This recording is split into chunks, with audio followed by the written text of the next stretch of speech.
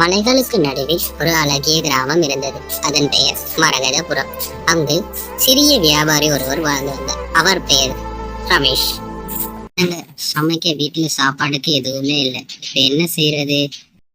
என்னதான் செய்யறது? பிசினஸும் குறைஞ்சிருச்சு. ஒண்ணும் இல்ல, நான் வெளியில போய் பார்த்துட்டு வரேன் அப்படின்னு சொல்லிட்டு ரமேஷ் தனது வியாபார நோக்கத்துக்காக வெளியில போறாரு. கொஞ்ச நேரத்துக்கு பிறகு அப்படியே அவர் நடந்து போய்கிட்டு இருக்கையில ஒரு குருவி ஒண்ணு அவர் அவதானிக்கிறத பாக்குறாரு. அதுக்கு பிறகு அந்த குருவி இனி உனக்கு எல்லாமே நல்லதா நடக்கும்னு சொல்லுது. அதுக்கு பிறகு அவர் கொஞ்ச தூரம் நடந்து போகையில ஒரு சிறிய வர்த்தகர் ஒருவரை பாக்குறாரு. ஹலோ சார், உங்களால எனக்கு சிறிய உதவி ஒன்று செய்து தர முடியுமா?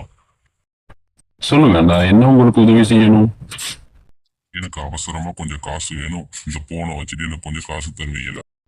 தாங்க பாப்போம். என் கையிலனா காசு இல்ல. நாங்க வெளியில எங்கேயாவது போய் காசு பார்த்துட்டு வருவோமா?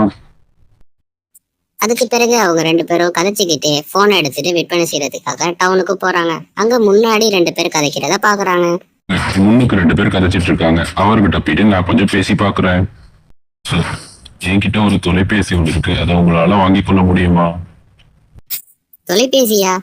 நல்லது, நானே வாங்கிக் கொள்கிறேன். எவ்வளவு என வினவ அதற்கு வழிப்போக்கன் ரூபாய் 15,000 என கூறினார். அதன் பிறகு அவர் 15,000 ரூபாய் பணப்பையை அவரிடம் கொடுத்து தொலைபேசியை பெற்றுக் கொள்கிறார். பின்னர் அவர் தனது நண்பனை நோக்கி செல்கிறார். சென்று, நண்பா, உனது தொலைபேசியானது விற்பனை செய்து விட்டேன், இந்த உனது பணம் என்று அவரிடம் கொடுக்கிறார். அதன் பிறகு பணத்தை பெற்றுக்கொண்டு ரமேஷ் ஆனந்தமாக வீட்டை நோக்கி செல்கிறார்.